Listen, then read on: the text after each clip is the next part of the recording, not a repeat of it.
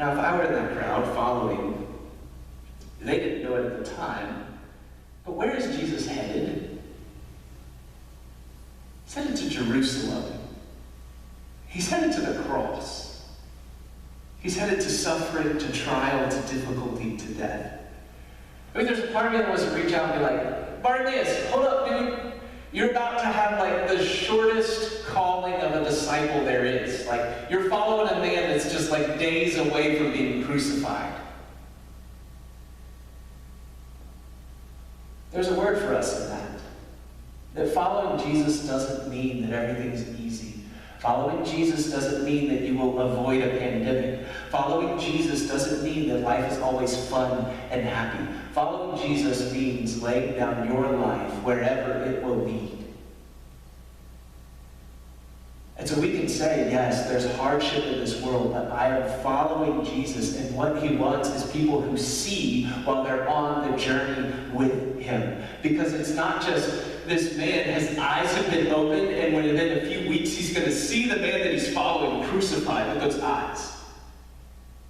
But then 3 days later, he will see that same man raised to new life, and he will bear witness wherever he goes. He will keep following Jesus with a heart that sees, and that's what our world needs right now. People who aren't afraid to cry out to God, push in all their chips, and follow with eyes that see. I have a friend, he's a pastor in Georgia. His name's Jim Truesdale, and he said this recently. I think it sums up what I'm feeling as a direction for our church. The time is now to equip the saints for ministry, instead of enabling spectators of preaching, teaching, and pastoral care. You hear that? Now's the time to equip the saints, equip everybody for the work of the church, the preaching, the teaching, and the pastoral care. You're not spectators of this.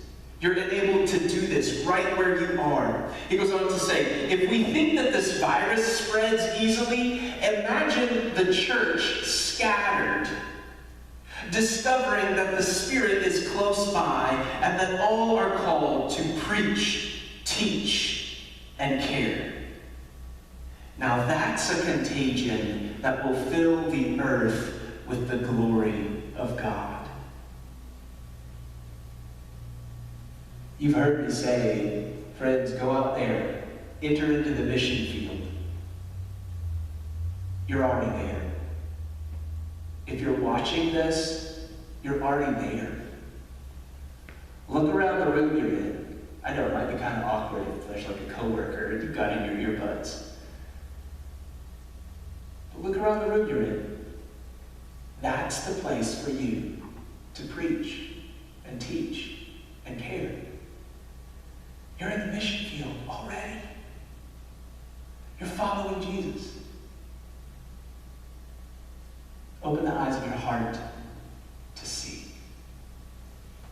In the name of the Father, the Son, and the Holy Spirit. Amen.